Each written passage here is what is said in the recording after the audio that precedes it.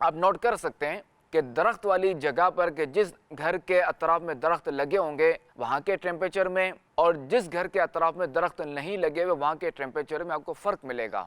تو جہاں درخت نہیں ہوں گے تو وہاں جو ہے وہ اے سی وغیرہ چلانا پڑے گا۔ پنجاب وغیرہ میں تو جہاں موسم میں نمی نہیں ہوتی، ہیومیڈیٹی نہیں ہوتی، تو وہاں ایئر کولر چلانے پڑتے ہیں۔ تو اس سے بھی جو ہے وہ جہاں درخت ہوں گے تو وہاں ٹیمپریچر آٹومیٹکلی کم ہوگا۔ جب کم ہوگا تو اب جو ہے وہ اے سی کا استعمال بھی کم ہوگا اور ایئر کولر کا استعمال بھی کم ہوگا، تو جس سے آٹومیٹکلی بجلی کی بچت ہوگی، توانائی کی بچت ہوگی۔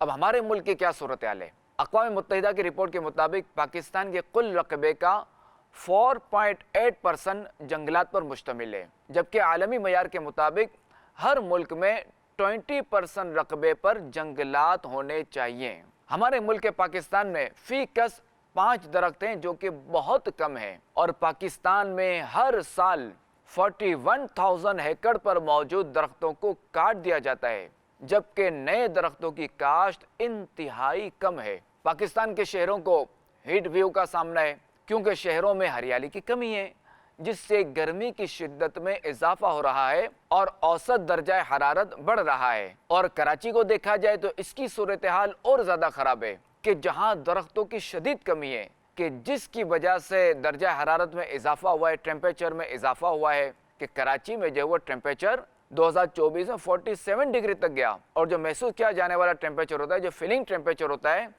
یہ 50 ڈگری سے بھی زیادہ ہوا ہے۔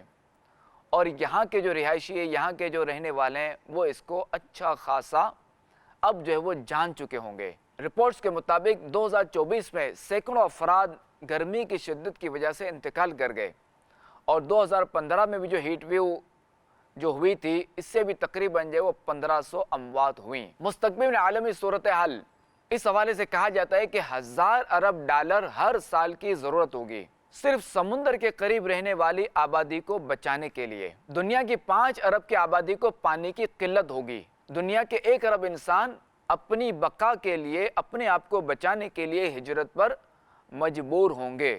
10 کروڑ لوگ ماحولیاتی تبدیلی کے باعث شدید غربت کا شکار ہوں گے، اور ماحولیاتی تبدیلی دنیا میں براہ راست یا بالواسطہ طور پر 50 لاکھ اموات کا باعث بن رہی ہے۔ اب دیکھیں جو بھی ہے یہ ایک اندازے ہیں اور ضروری نہیں کہ ایسا ہو۔ ہمیں کیا کرنا ہے؟ ہم جو ہے وہ موسمیاتی تبدیلی کے لیے کیا کر سکتے ہیں؟ ہمیں جو ہے وہ یہ کرنا چاہیے کہ زیادہ سے زیادہ درختوں کی کاشت کریں، خصوصاً آبادی والے ایریاز میں۔ درختوں کی کٹائی جو ہمیں اس کو جو وہ کم سے کم کرنا چاہیے، جیسے کاغذ اور لکڑی حاصل کرنے کے لیے فوسل فیول کا کم سے کم استعمال کرنا چاہیے، کہ اس کے متبادل جو ہے وہ توانائی کی طرف ہمیں جانا چاہیے، جیسے سولر، ونڈ انرجی، پنکھا جو چلتا ہے کہ جس سے وہ بھی بجلی پیدا کرتا ہے۔ ماس ٹرانسپورٹ کی طرف جانا تاکہ کم از کم گاڑیوں کا استعمال ہو، یعنی یہ کہ جو عوامی جو ٹرانسپورٹ ہوتا ہے اس کا استعمال کرنا چاہیے، تاکہ اس سے یہ ہے کہ تھوڑا ہمیں پیدل بھی چلنا پڑے گا اور فیول کی بھی بچت ہوگی، جیب کی بھی بچت ہوگی، کہ یہی پیسے ہم اپنے گھر میں خرچ کر سکتے ہیں، اپنی توانائی پہ خرچ کر سکتے ہیں، اور دھوئیں کی وجہ سے جو ماحولیات میں جو خرابی ہو رہی ہے انشاءاللہ الکریم اس سے بھی بچت ہوگی۔ کچرے کو مناسب انداز میں ٹھکانے لگانا، یعنی ایسا نہ ہو کہ ہم جو ہے نا وہ جہاں چاہے ہم کچرا پھینک دیں، یہ نہیں کرنا چاہیے۔ مزید یہ کہ زیادہ سے زیادہ ہم اپنی قوم کے اندر شعور پیدا کریں، یعنی ہم یہ جو ہے وہ درخت لگانے کا ذہن دے، اسی طرح کچرا ادھر ادھر جو پھینکتے ہیں ان کو بھی ہم سمجھائیں۔ تو آئیے ہم بھی اپنے حصے کا کام کریں، کہ خاتم النبیین صلی اللہ تعالی علیہ وآلہ وسلم نے ارشاد فرمایا، خیر الناس من ینفع الناس، کہ تم میں سے بہتر وہ ہے کہ جو لوگوں کو نفع پہنچائے۔ الحمدللہ الکریم دعوت اسلامی کا شعبہ FGRF بھی 1 اگست سے شجر کاری مہم کا آغاز کر رہا ہے۔ آپ بھی کم از کم 1 پودا تو ضرور لگائیے، اور ہو سکے تو 12 پودے لگائیں، اور دیگر کو بھی اس کی ترغیب دلائیے کہ پودا لگانا بھی ثواب کا کام ہے۔